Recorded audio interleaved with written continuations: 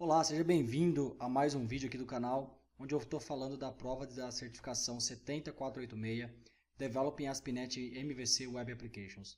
Meu nome é Rai Carneiro, sou consultor de projetos de software, programador da .NET, Microsoft MVP, e esses vídeos que eu estou gravando é justamente porque eu estou na saga da certificação, então eu quero deixar algum conteúdo aí para quem no futuro for fazer esta mesma prova, ter um guia e também algumas coisas a mais aí para achar mais informações. Se você não viu os outros vídeos, eu estou com esse arquivo aqui, essa planilha, que eu estou fazendo parte por parte da prova e estou colocando alguns links de algumas coisas que eu vou achando que estão me ajudando bastante. E também tem esse PDF original que você pode encontrar tanto pela internet ou você pode comprar isso aqui também no site lá da Microsoft. Eu estou seguindo ele, porém, como eu falei em alguns outros vídeos, esse material aqui está defasado, eu não sei, não tenho certeza quando que foi atualizado, se foi atualizado, tá? Outra fonte de informações também no meu GitHub aqui, que é o github.com/rcarneironet, eu criei esse repositório aqui, que é o da prova 7486, onde eu coloquei alguns exemplos das aulas passadas, ok? Então, como eu falei, eu estou no capítulo 1 ainda, eu estou com muito pouco tempo para estudar essa prova, e a prova ela está bastante complicada. Então, se você não tem conhecimento, ela não está caindo apenas coisas de ASP.NET MVC, tem bastante coisa de ASP.NET Core, tem bastante coisa de Azure. Então, o conceito da prova hoje é você tem que saber, basicamente, como desenvolver aplicações modernas, e isso envolve também conhecimentos em Cloud Computing. Tá?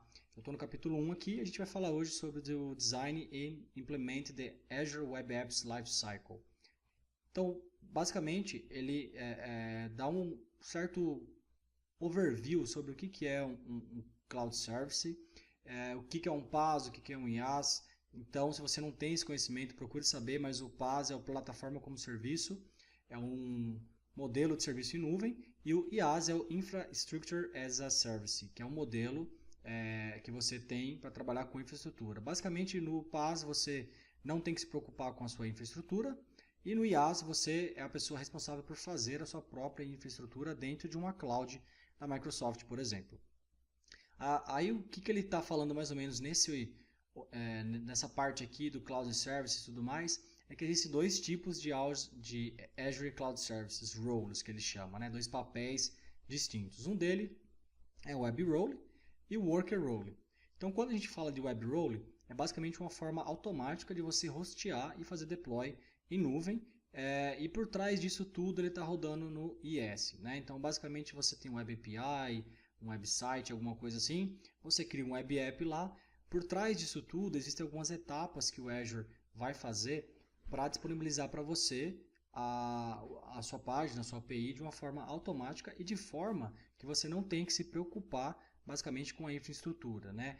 Se foi aplicado um patch no servidor, se é um Windows Server, se é um Azure, se é um Linux, tanto faz, né? Você não se preocupa com isso.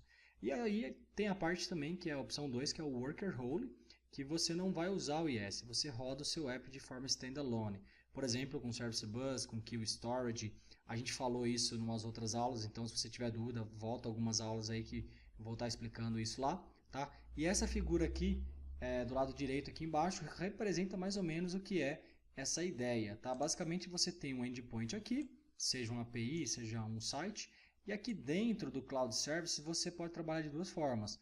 Uma delas é o Web Roles, ou seja, é o PaaS, você não se preocupa com a infraestrutura, você simplesmente faz um deploy da sua aplicação para o Azure, para o Cloud, e aí ali dentro ele vai escalonar para você aquilo, vai criar o servidor, vai provisionar para você, tudo bonitinho, vai deixar rodando. Por detrás dos panos aqui, mais uma vez, um servidor IS, tudo certinho. E aí o Workers Role é a forma standalone, vamos falar assim. Você trabalharia com Service Bus, com Azure Queues, né, que são filas, pode trabalhar com Storage também, vai do gosto, tá? Só que nesse meio caminho, quando você vai criar algum tipo de aplicação, vamos imaginar que você precise fazer alguns passos antes de subir aquela aplicação. Imagina que você vai subir um app, só que antes disso você tem que ler algumas configurações, você tem que instalar um componente, tá? Então, basicamente, é o que ele fala aqui, tá? Você pode fazer algumas tarefas de startup na sua aplicação antes de uma role iniciar. Então vamos imaginar que você quer instalar um componente, registrar um componente, alterar alguma chave de registro e tudo mais. Ele tem um ciclo de vida que ele chama Flow of Azure Lifecycle. Do lado direito aqui, você pode ver que tem umas caixinhas, né? Então, o que acontece? Você provisionou o hardware, né? Você foi lá, fez um web app, seja lá o que for. Aí, quando vai startar o seu ciclo de vida ali do seu app, você pode fazer umas tarefas de startup. Então, olha, leia meu registro, instale um componente, etc, etc. Aí aqui você vai ter dois métodos, tá? Que é o onStart, o run, tá? Que você consegue desenvolver aqui dentro. Existe um namespace específico onde você pode colocar um código customizado para fazer isso. E esse terceiro método aqui que é o onEnd. Então, você tem um onStart, quando vai começar, o run, quando vai correr, né, quando vai começar alguma coisa na sua aplicação, e o onEnd, quando a sua aplicação está sendo finalizada, está acabando. Então, se você olhar aqui, tem 7 passos, né? O primeiro é a instância, ela vai ser marcada como started, e aí ninguém mais recebe requisição, já era, tá? O 2 é as tarefas vão ser executadas no tipo de tarefa. Então, existem tarefas simples, e elas vão ser executadas em séries, uma atrás da outra. E tarefas de background também e de foreground, que elas não são feitas que elas vão ser feitas em paralelo, na verdade, tá? Quando vai rodar no background, né, ela vai iniciar, vai abrir uma thread nova lá e vai rodar aquilo em background ou em foreground. Mais para frente vou explicar qual que é a diferença desses dois aqui também. Aí vai começar o processo do host, vai ser iniciado, vai criar um site para você. Aí passo 4 aqui, a tarefa vai chamar um método que é o onStart, e aí se você quiser colocar algum código ali, fica a seu critério. E aí todo o tráfego vai ser roteado no papel daquela instância e aí vai estar no estado de ready, ou seja, ele está pronto para fazer alguma coisa. E essa mesma tarefa vai ser chamada, vai chamar o método run, tá? E essas tarefas, só para você saber, elas estão dentro do arquivo servicedefinition.csdef, que é isso aqui que nós vamos ver agora. Esse é um exemplo do arquivo de startup, que é o servicedefinition.csdef. Se você olhar aqui, ele tem algumas características bem importantes. Ó. Ele é um XML, tá?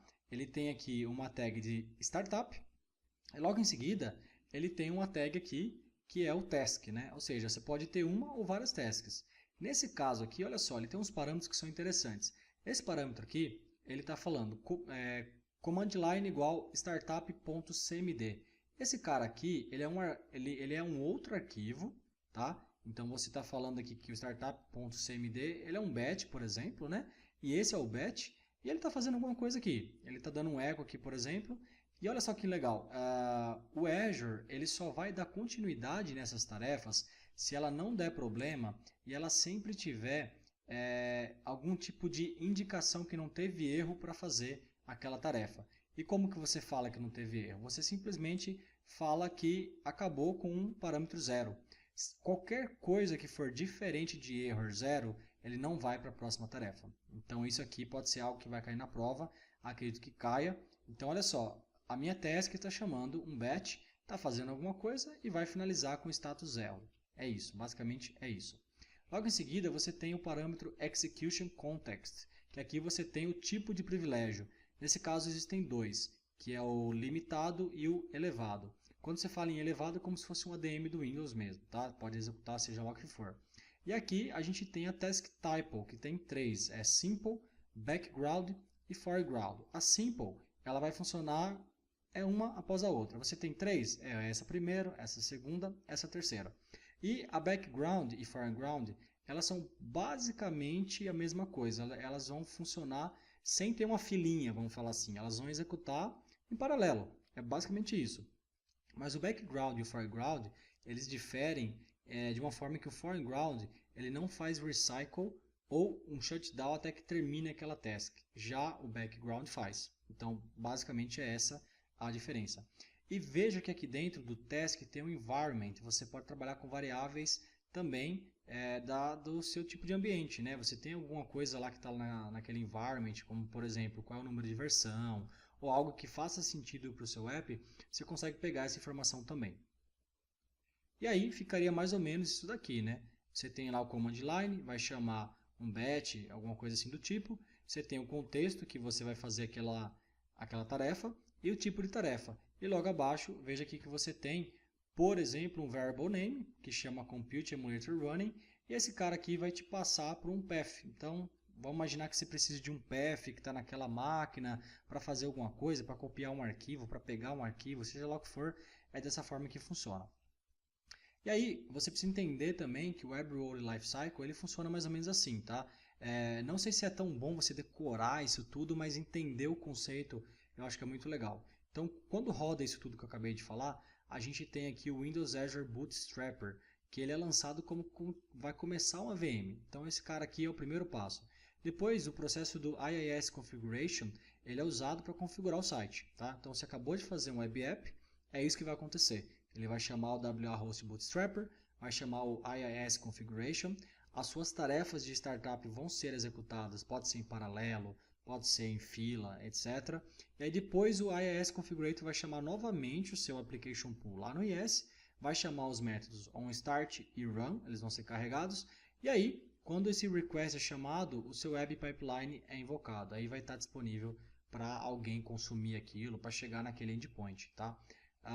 E aqui ele deixa claro também que os métodos onStart, run, stop, eles são chamados em várias etapas, então não significa que ele só vá acontecer só no começo ou só no fim. Algumas etapas eles são chamados também, ok? E aí, os métodos, olha só que legal, que eu falei que você consegue customizar. Dentro do namespace Microsoft Windows Azure Service Runtime Role Entry Point, você tem um método onStart. Então, quando for começar alguma coisa, né, um worker role, for começar no seu ciclo de vida do seu Azure, então no onStart aqui você consegue colocar algum código para fazer alguma coisa que você precise, tá?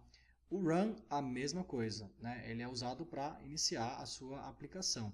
E aí aqui ele fala que se retorna algum valor, em seguida esse método onStop vai ser chamado e a sua instância termina, tá?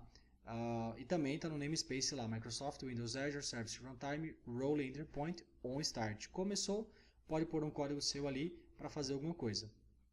E basicamente é isso, gente. É um vídeo curto, é um resumão do que eu estudei aqui desse cara aqui, que a gente estava falando, que é o Design and Implement Azure Web Apps Lifecycle. Espero que vocês tenham gostado e vão para cima. Grande abraço e até mais.